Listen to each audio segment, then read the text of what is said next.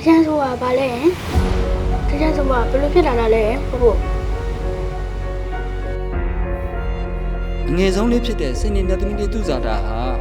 လူပညာသချင်ကိုစိတ်ဝင်စားပြီးတွားရောက်လက်ပတ်ချင်တဲ့အတွက်ကြောင့်နတ်တို့ရဲ့အစွမ်းနဲ့သူမရဲ့ပုံရောင်တစ်ခုဖန်တီးပြီးလူပညာသချင်ကိုခိုးဆင်းသွားတော့ဟောငါမင်း